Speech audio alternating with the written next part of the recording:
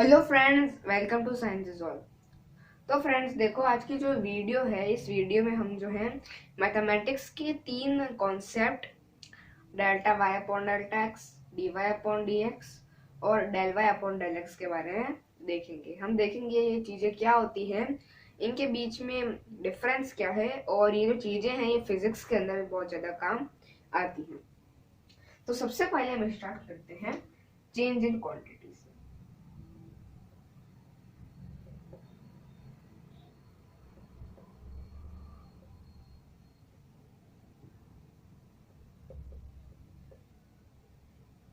Change in quantity, मान लो कोई quantity है, जैसे कि एक डब्बा है, उसके अंदर चॉकलेट की संख्या है।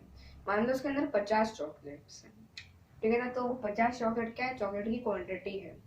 और अगर उसमें से 10 चॉकलेट किसी ने खा ली है, तो अब उसमें 40 चॉकलेट्स बची हैं, तो उसके अंदर क्या हुआ, चेंज हुआ है। ऐसी कोई भी क्वांटिटी में जब चेंज आता है तो उसे हम क्या कहते हैं, चेंज इन क्वांटिटी। या तो उस क्वांटिटी की वैल्यू बढ़ सकती है या फिर उस क्वांटिटी की वैल्यू घट सकती है, ठीक है ना। तो अब देखो चेंज इन क्वांटिटी, मान लो कोई क्वांटिटी क्यू है, ठीक है, जो एक इंडिपेंडेंट क्वांटिटी है, यानी कि ऐसी क्वांटिटी है जो कि जैसे हिंदी में कहते हैं स्वतंत्र चर। एक ऐसी क्वांटिटी जिसकी वैल्यू जो है अपने हिसाब से बदलेगी, वो किसी दूसरे वेरिएबल पर डिपेंड नहीं है, ठीक है ना। और मान लो कोई दूसरी क्वांटिटी है पी, जो कि एक डिपेंडेंट चर है, जिसे हम हिंदी में कहते हैं आश्रित चर, जिसकी वैल्यू q की वैल्यू पर आधारित है। अगर q में चेंज आएगा तो p में भी चेंज आएगा। ऐसी कोई दो क्वांटिटीज मान लो। अब हमने क्या किया, एक ग्राफ बनाया।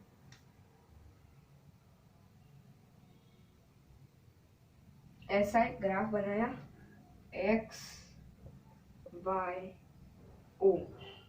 इस ग्राफ में मैं इस तरफ दिखा रहा हूँ q को, q की वैल्यू को, और इस तरफ मैं दिखा रहा हूँ p की वैल्यू को, ठीक है ना। उस तरफ q की वैल्यू को और इस तरफ मैं दिखा रहा हूँ p की वैल्यू को। अब मान लो, अज्यूम कर लो, ये ग्राफ कुछ ऐसा बना है, ठीक है ना। ये ग्राफ कुछ ऐसा बना है, मान लो। अब देखो, मान लो q की वैल्यू कुछ थी, q i, q की वैल्यू कुछ थी q i, और इस q i से चेंज होकर q की वैल्यू हो गई q f। ध्यान रखना, ये q इंटू आई और q इंटू एफ नहीं है, ये q के नीचे है, जिसे हम q सब i भी कहते हैं और q सब f है, ठीक है ना। q i यानी कि जब q में चेंज शुरू हुआ तब इसकी वैल्यू क्या थी, i यानी इनिशियल, हिंदी में कहते हैं शुरुआती। इसकी शुरुआती वैल्यू कब थी, क्या थी मतलब। और qf यानी कि इसकी अंतिम वैल्यू का क्या थी, जब इसके अंदर चेंज खत्म हुआ तब इसकी अंतिम वैल्यू क्या थी, वो अगर मान लो हो qf। तो यहाँ पे ये जो आप देख रहे हो, इस डिस्टेंस, ये डिस्टेंस क्या है, क्यू की इनिशियल वैल्यू और फाइनल वैल्यू के बीच का डिफरेंस है, ठीक है ना। और इनके बीच का डिफरेंस ही हमें दिखाता है कि क्यू की वैल्यू में कितना चेंज आया है। इनके बीच का डिफरेंस ही हमको दिखाता है कि क्यू के अंदर कितना चेंज आया है। तो हम इस डिफरेंस से चेंज इन क्वांटिटी निकाल सकते हैं, और इस डिफरेंस को हम कहते हैं डेल्टा क्यू, ठीक है ना। Delta Q, delta Q he change in Q है। अब देखो, जो डेल्टा का निशान है ये ग्रीक लेटर है, जो ग्रीक अल्फाबेट्स होते हैं उसका एक लेटर है डेल्टा, कैपिटल डेल्टा है। और डेल्टा के आगे अगर कोई भी वेरिएबल का नाम लिखा हो, मतलब कि उस वेरिएबल, उस क्वांटिटी के अंदर कितना चेंज आया है, ठीक है ना। तो ये क्या हो जाएगा, डेल्टा क्यू। अब इसमें क्या हुआ है, क्यू आई की वैल्यू पहले है और क्यू एफ की वैल्यू बाद में है, माने कि क्यू के जो क्यू की वैल्यू है वो बड़ी है, क्यू की वैल्यू इंक्रीज हुई है। लेकिन मान लो क्यू की वैल्यू डिक्रीज होती, इसमें वृद्धि नहीं, इसमें ह्रास होता क्यू की वैल्यू में, तो ये जो डेल्टा क्यू है ये माइनस का हो जाता। अगर क्यू आई यहाँ होता, क्यू एफ यहाँ होता, तो डेल्टा क्यू माइनस का हो जाता। जो डेल्टा क्यू होता है, जिसे हम चेंज इन क्यू भी कहते हैं, उसके लिए सिंपल सा फॉर्मूला है Q F minus Q I, यानी कोई भी क्वांटिटी, मान लो क्यू नहीं एक्स वाई जेड कुछ भी मान लो, कोई भी क्वांटिटी के अंदर अगर हमें देखना है कितना चेंज आया है, तो उस क्वांटिटी की जो फाइनल वैल्यू बनेगी जब चेंज खत्म हुआ तब की वैल्यू में से घटा दो जब चेंज शुरू हुआ तब की वैल्यू को, और आपको डेल्टा क्यू यानी कि चेंज इन उस क्वांटिटी के बारे में पता लग जाएगा। अब यहाँ पे क्यू क्या था, एक फ्री वेरिएबल था, एक इंडिपेंडेंट वेरिएबल था, लेकिन अब पी क्या है, डिपेंडेंट वेरिएबल है, क्यू पर डिपेंड करता है। तो यहाँ पर डेल्टा पी क्या होगा, अब अगर Q की वैल्यू में कुछ चेंज आया है तो ऑब्वियस बात है P की वैल्यू में भी कुछ चेंज आएगा, ठीक है। तो जब P की वैल्यू में चेंज आएगा तो चेंज इन P यानी कि डेल्टा P क्या हो जाएगा कि P की वैल्यू में क्या चेंज आएगा। तो मान लो जो QI है, Q is equals to QI पर जो P है उसकी वैल्यू रहती है P is equals to PI, और Q is equals to QF पर थोड़ा ऐसे बना देता हूँ,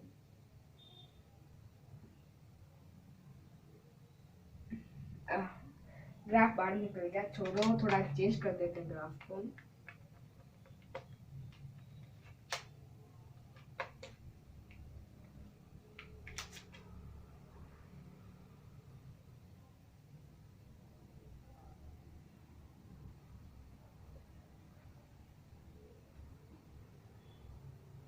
और मान लो Q is equals to QF पे जो P की वैल्यू है वो P is equals to PF है, यानी कि जब Q की वैल्यू इनिशियल थी तो P की वैल्यू इनिशियल थी, और जब Q की वैल्यू फाइनल थी तो P की वैल्यू फाइनल थी। तो डेल्टा P का मतलब हो जाएगा PF माइनस PI, ठीक है ना, डेल्टा P यानी कि PF माइनस PI। तो ये समझ आ गया कि डेल्टा क्यू डेल्टा पी यानी कि चेंज इन क्यू और चेंज इन पी क्या होता है। अब हमें चेंज इन क्वांटिटी अच्छे समझ आ चुका है, और इसका जो डिनोटेशन है डेल्टा क्यू और डेल्टा पी वो भी हमको समझ आ चुका है। कई लोग इसे जो है समझ लेते हैं delta into Q, delta into P, असल में ऐसा नहीं है। डेल्टा क्यू पूरा ही एक वेरिएबल है, डेल्टा पी पूरी ही एक वैल्यू है, ये कोई दो वैल्यू का मल्टीप्लिकेशन नहीं है। कई लोग इसे डेल्टा डेल्टा इंटू क्यू समझ लेते हैं, कैलकुलस में जो डी क्यू होता है उसे कई लोग डी इंटू क्यू समझ लेते हैं, एंड जो मल्टी वेरिएबल कैलकुलस में जो डेल क्यू होता है उसे लोग डेल इंटू क्यू समझ लेते हैं, ऐसा नहीं है। अब हम बात करते हैं rate of change in quantity. ये हमने देखा चेंज इन क्वांटिटी, इसको यहीं रहने दो, rate of change in quantity. अब ये रेट ऑफ चेंज क्या है, सॉरी चेंज के अंदर एक ई डालना भूल गया। अब ये रेट ऑफ चेंज क्या है, जैसे कि मान लो एक टैंक है जिसमें हर घंटे 500 लीटर पानी भरता है, तो हम क्या करेंगे, इसके जो पानी भरने की जो रेट है वो 500 मीटर, सॉरी 500 मीटर क्यूब, वो 500 मीटर क्यूब प्रति घंटे की है।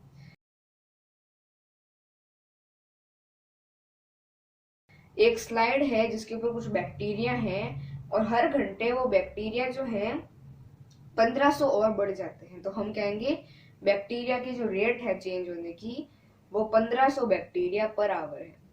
तो ऐसे ही रेट ऑफ चेंज यानी कि परिवर्तन की दर, उसकी दर निकालना, उसकी रेट निकालना, ठीक है ना। अब मान लो क्यू में कुछ चेंज आया तो पी में भी कुछ चेंज आएगा।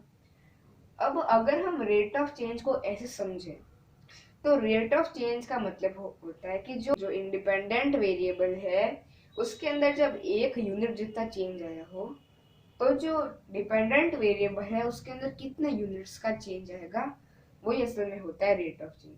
अब मान लो, अब जो है हम यहाँ पे कभी भी क्यू की रेट ऑफ चेंज नहीं निकालेंगे, हम कभी भी जो है एक इंडिपेंडेंट वेरिएबल की रेट ऑफ चेंज नहीं निकालते हैं, हम हमेशा एक डिपेंडेंट वेरिएबल की रेट ऑफ चेंज निकालते हैं, और हम वो इंडिपेंडेंट वेरिएबल के रेस्पेक्ट में निकालते हैं। समझो, जैसे कि अगर बैक्टीरिया 1500 बैक्टीरिया प्रति घंटा बढ़ रहे हैं, तो यहाँ पे जो बैक्टीरिया की जो बढ़ने की संख्या है कि बैक्टीरिया कितने हैं वो समय पर आधारित है, जो जैसे समय बढ़ेगा वैसे वैसे बैक्टीरिया भी बढ़ते रहेंगे। तो जो यहाँ पे जो डिपेंडेंट वेरिएबल है वो बैक्टीरिया की संख्या जो इंडिपेंडेंट ऑफ टाइम है। तो हमने रेट ऑफ चेंज कौन सी चीज की निकाली, बैक्टीरिया की संख्या की रेट ऑफ चेंज निकाली ना हमने। और किसके रेस्पेक्ट में निकाली, मैंने आगे कहा था पर आवर, तो हमने समय के रेस्पेक्ट में निकाली है। ऐसी अगर एक बड़े से टैंक में जो है 1500 लीटर पानी हर घंटे भरता है, तो मैं क्या कहूँगा 1500 लीटर पर आवर इसकी पानी की रेट ऑफ चेंज है। तो 1500 लीटर वो क्या है, इसकी डिपेंडेंट क्वांटिटी है जो कि टाइम पर डिपेंड करती है, क्योंकि जैसे जैसे टाइम बढ़ेगा वैसे वैसे पानी भी बढ़ेगा। और टाइम इंडिपेंडेंट क्वांटिटी जिसके रेस्पेक्ट में हम निकाल रहे हैं, आगे जोड़ रहे हैं पर आवर, ठीक है ना। तो मान लो P हो Q हो, P की रेट ऑफ चेंज Q के रेस्पेक्ट में अगर R हो, R रेट के लिए अगर P की रेट ऑफ चेंज Q के रेस्पेक्ट में कोई R हो, तो R की वैल्यू बराबर डेल्टा P बटा डेल्टा Q के इक्वल होती है। R इक्वल होता है डेल्टा P बटा डेल्टा Q के। जैसे कि अगर Q में कुछ चेंज आया तो P में भी कुछ चेंज आएगा। तो रेट ऑफ चेंज क्या होती है, P में कितना चेंज आया बटा Q में कितना चेंज आया। बट ये जो रेट ऑफ चेंज है ये इंटरवैल्ड रेट ऑफ चेंज है, इंटरवैल्ड रेट ऑफ चेंज, इंटरवैल्ड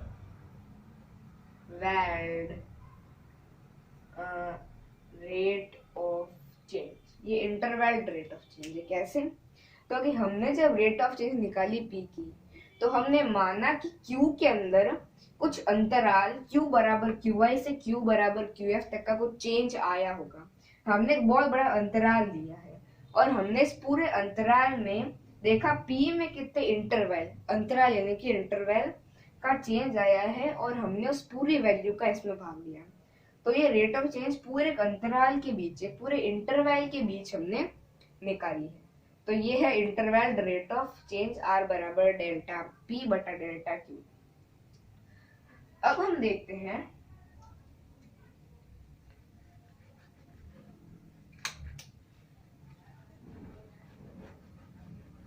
कि D क्या चीज है। जैसे कि आप पढ़ते होंगे कैलकुलस में dy upon dx, dx upon dt वगैरह वगैरह। तो ये D क्या चेंज होती है, तो मान लो कोई क्वांटिटी है x, ठीक है ना। तो dx का मतलब होगा delta x is tending to 0, delta x is tending to 0। मतलब कि अगर मैं एक वापस ग्राफ बनाऊंगा, x और y का ग्राफ बना देता हूँ।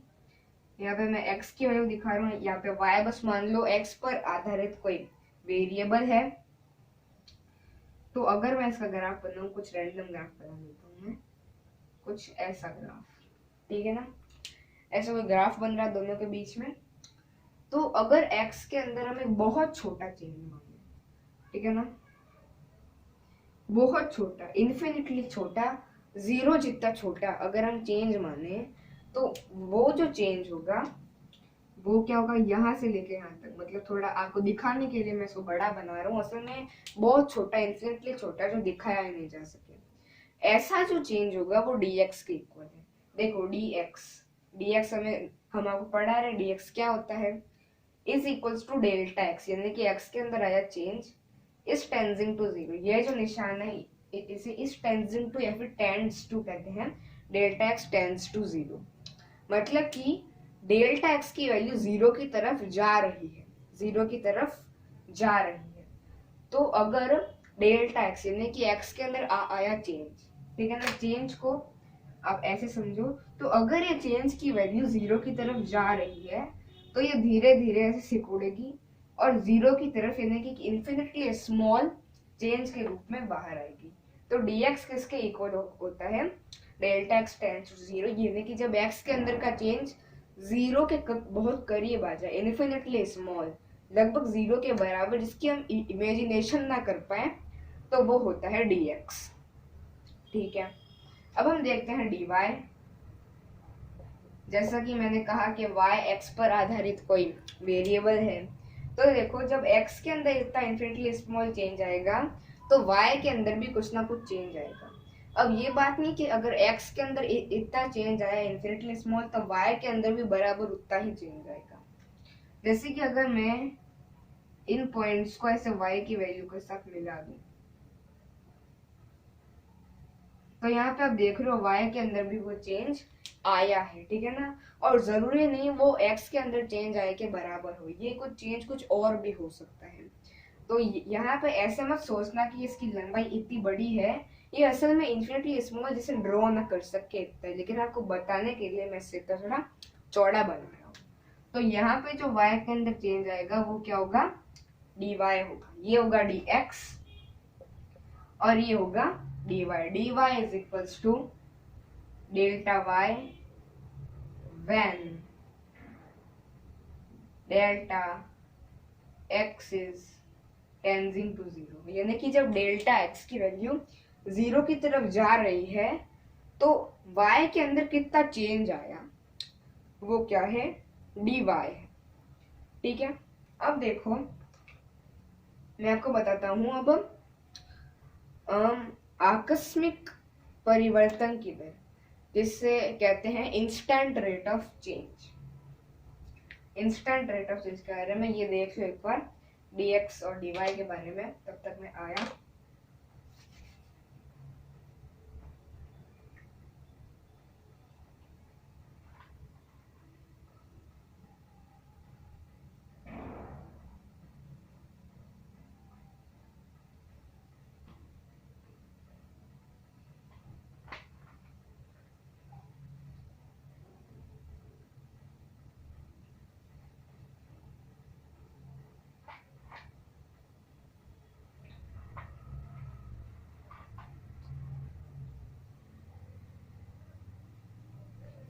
तो दोस्तों देखो अब हम देखेंगे इंस्टेंट रेट ऑफ चेंज। वो क्या थी, इंटरवल रेट ऑफ चेंज। जब हम एक बहुत बड़े इंटरवल के अंदर की रेट ऑफ चेंज देते हैं, लेकिन अगर हमें सिर्फ कोई एक पर्टिकुलर वैल्यू की रेट ऑफ चेंज लेनी हो कि यहाँ पर इसकी रेट ऑफ चेंज क्या होगी, जब वो इससे बस थोड़ा सा आगे इन्फिनिटली स्मॉल आगे जाएगा तब इसकी रेट ऑफ चेंज क्या होगी, अगर हमें वो देखना हो तो हम इंस्टेंट रेट ऑफ चेंज निकालते हैं, ठीक है ना।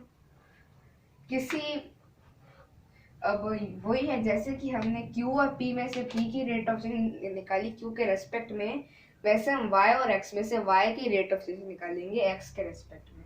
अब देखो Y की instant rate of change X के रेस्पेक्ट में को हम जो है एक शब्द कहते हैं मैथमेटिक्स में, डेरिवेटिव, ठीक है ना। क्या कहते हैं, डेरिवेटिव शब्द है डेरिवेटिव, ठीक है ना। जैसे कि अगर हमें इसकी इंस्टेंट रेट ऑफ चेंज, जिसे मैं अभी r से डिनोट करूंगा, वो निकालनी है तो हमको बस dy का dx में भाग दे दो,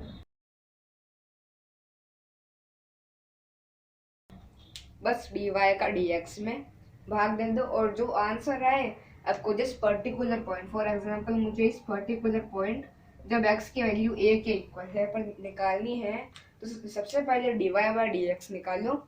इसका जो आंसर है उसमें x की जगह a पुट कर दो और फिर वो आपकी उस पर्टिकुलर इंस्टेंट पर एक रेट ऑफ चेंज हो जाएगी। ये होती है इंस्टेंट रेट ऑफ चेंज, यानी कि जस्ट बाद एक इन्फिनिटली स्मॉल जीरो के बराबर के वैल्यू तक बढ़ने पर इसकी रेट ऑफ चेंज क्या होगी, ठीक है ना। वो होता है dy बाय dx। अब आप क्या होगे, जैसे कि हमें दिया गया y का कुछ ये फॉर्मूला है, तो क्या हम dy बाय dx निकालने के लिए हमें ग्राफ पे एक जीरो के बराबर स्मॉल लाइन तो खींच नहीं सकते, दो लाइन ऐसे, तो हम कैसे फाइंड करें dy बाय dx को। तो जो dy बाय dx यानी कि जो डेरिवेटिव है, इसको फाइंड करने के अपने फॉर्मूलाज होते हैं, ठीक है ना। उस फॉर्मूलाज पर मैं आगे एक वीडियो बनाऊंगा कि कैसे हम कोई भी जो एक फॉर्मूला है उसका उन फॉर्मूलेस को यूज करके डेरिवेटिव निकाल सकते हैं। और वो जो डेरिवेटिव है ये कैलकुलस का भाग है, कैलकुलस मैथ्स की वो ब्रांच है जिसमें हम डेरिवेटिव्स, इंटीग्रल, लिमिट के बारे में पढ़ते हैं, और उसका भाग है डेरिवेटिव।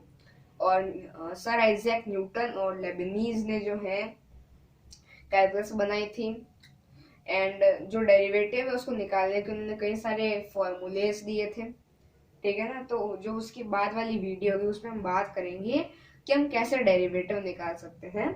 अभी हम ये देखते हैं डेरिवेटिव क्या होता है। ठीक है, अब आपको डेरिवेटिव समझ आ गया होगा। कई लोग जो है डी कहते हैं d into y upon d into x है, तो डी से डी को काट दो तो आ जाएगा वाई अपॉन एक्स। ऐसा नहीं है, ये कोई डी इंटू वाई और डी इंटू एक्स नहीं है, ये डी वाई पूरी एक चीज है, ये डी एक्स पूरी एक चीज है। ठीक है ना ये। और कई जो है d y by d x जो है उसे कई लोग ऐसे भी लिखते हैं, डी अपॉन डी एक्स लिख देते हैं, फिर आगे वाई लिख देते हैं। ये जो इसका जो है दिखाना, इसकी प्रेजेंटेशन जो है ये भी एकदम ठीक है। भले आप y को यहाँ लिखकर यहाँ लिखो d और dx को अपनी जगह रहने दो, तो अब इसका मतलब सेम ही रहता है। ये बात आप याद रखना।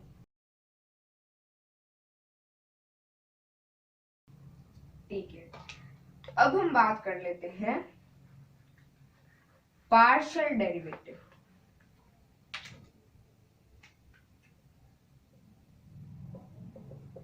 पार्शियल डेरिवेटिव, तो देखो जैसा कि हमने देखा डेरिवेटिव क्या होती है, इंस्टेंट रेट ऑफ चेंज। वैसे ही पार्शियल डेरिवेटिव भी सेम चीज है, instant rate of change, but इसमें बस एक थोड़ा सा डिफरेंस है। ठीक है, तो देखो मान लो x है, वो y जो y है वो x पर आधारित है, बट मान लो y सिर्फ x पर आधारित नहीं है, y की जो वैल्यू है वो x पर भी आधारित है और कोई दूसरी चीज जैसे z पर भी आधारित है। y क्या है, डिपेंडेंट है, और x और z क्या है, दोनों इंडिपेंडेंट है। और अगर इनमें से कुछ एक बदला या दोनों बदले तो y भी बदले, क्योंकि y की वैल्यू दोनों पर आधारित है। तो कैलकुलस का वह भाग जिसमें हम देखते हैं कि अगर कोई चीज बहुत सारी चीजों पर आधारित हो तो उसका डेरिवेटिव निकालना, उसका इंटीग्रेशन करना, वो सब जो है मल्टी वेरिएबल कैलकुलस कहलाती है। मल्टी वेरिएबल कैलकुलस, क्योंकि इसमें मल्टी मतलब के बहुत सारे वेरिएबल, इसमें एक जो वेरिएबल है वो बहुत सारे वेरिएबल्स पर आधारित होता है। ठीक है ना, नॉर्मल कैलकुलस में बस वो एक वेरिएबल पर आधारित होता है, जैसे कि इस एग्जांपल में y सिर्फ x पर आधारित था, बट इसमें x पर भी आधारित है और z पर भी आधारित है।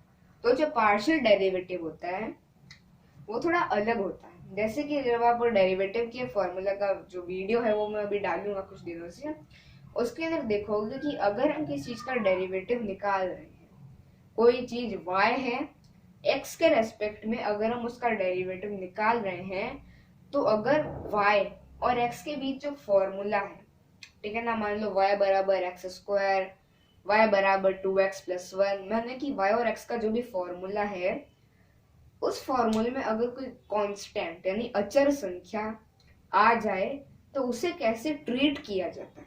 ठीक है ना, अचर संख्याओं को मल्टीप्लिकेशन में बाहर लिया जाता है, एडिशन में 0 मान लिया जाता है, उसको कैसे ट्रीट किया जाता है वो आप उसके अंदर देखोगे। तो मान लो आप y हो और जो है x और z पर आधारित है। अब आप क्या हो कि भाई y का डेरिवेटिव निकालो, तो कैसे निकाले, हम dy बाई डी एक्स करें या dy बाई डी जेड करें, कैसे निकाले डेरिवेटिव भाई इसका। तो y के दो डेरिवेटिव होंगे इसमें, एक होगा xy डेरिवेटिव और एक होगा zy डेरिवेटिव। बट देखो y x पर आधारित है, जब आप x के अंदर कुछ चेंज करोगे तो y में भी कुछ चेंज आएगा और z में भी कुछ चेंज आएगा। ठीक है ना, तो ऐसे हमें तीनों को एक ही रूप में दिखाना पड़ेगा, लेकिन चूंकि इसके अब हमने दो डेरिवेटिव मान लिए हैं और डेरिवेटिव बस दो संख्याओं के बीच ही होता है, तो जो पार्शियल डेरिवेटिव होगा y और x के बीच में, जिसे हम जो है ये डेल का साइन होता है, ऐसा बनता है, del y by del x से दिखाते हैं, वो इक्वल होगा dy बाय dx के। ठीक है ना, बट एक कंडीशन होगी यहाँ पर कि हम dy बाय dx को सॉल्व करते वक्त y का जो भी फॉर्मूला है उसमें कहीं पर भी अगर z आए तो हमें z को एक कांस्टेंट की तरह ट्रीट करना है। हमें ऐसा मानना है कि z एक कांस्टेंट है, z को कांस्टेंट की तरह ट्रीट करते हुए हमें इसको सॉल्व करना है, तो हमें इसका पार्शियल डेरिवेटिव मिल जाएगा। और ऐसे ही del y by del z equal होगा dy बाई dz के। और इसके अंदर हमें निकालते वक्त ऐसा मानना है कि x एक कांस्टेंट है, हमें x को एक कांस्टेंट की तरह ट्रीट करना है और ये निकाल देना है, ठीक है ना। तो ये थे पार्शियल डेरिवेटिव। अब जब भी कोई एक चीज दो चीजों पे आधारित होती है तो उसका ग्राफ 3D ग्राफ बनता है, ठीक है ना। मैं ये फालतू की चीजें मिटा देता हूँ यहाँ से ताकि आपको दिखे अच्छे से। जैसे कि अगर जो y है वो z और x दोनों पर आधारित है तो हम इसका ग्राफ एक 3D ग्राफ बनाएंगे ऐसा, ठीक है ना। ऐसा 3D ग्राफ इसका बनाएंगे हम, और इस 3D ग्राफ के अंदर हम मानेंगे ये z है, ये y है और x है। और इसके अंदर जो नॉर्मल ग्राफ जो 2D ग्राफ होता है उसमें एक लाइन बनती है, जबकि इसमें पूरी एक शेप बनेगी, ठीक है ना। तो देखो आपको समझ आ गए होंगे डेरिवेटिव क्या होते हैं, पार्शियल डेरिवेटिव क्या होते हैं और रेट ऑफ चेंज क्या होती है। अब पार्शियल डेरिवेटिव का रेट ऑफ चेंज से क्या संबंध है, तो देखो जब भी आप y की x के रेस्पेक्ट में रेट ऑफ चेंज निकालोगे तो चूंकि y दो चीजों पर आधारित है तो आप dy अपॉन dx से इसकी ठीक ठीक रेट ऑफ चेंज नहीं निकाल सकते हो। तो आपको y की x के रेस्पेक्ट में इंस्टेंट रेट ऑफ चेंज निकालने के लिए del y by del x करना पड़ेगा।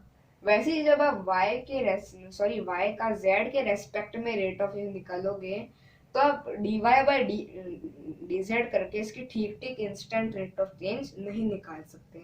आपको इसका del y by del z निकालना पड़ेगा, तब आपको इसकी जो है एकदम सटीक रेट ऑफ चेंज मिलेगी, ठीक है। तो आज की वीडियो में इतना ही। आगे जो है हमारी प्लेलिस्ट बनाएंगे, वेव के ऊपर चल रही है प्लेलिस्ट, मोशन की प्लेलिस्ट होगी, उसमें ये चीज़ें बहुत ज़्यादा काम आएंगी इसलिए बता दी है मैंने आपको।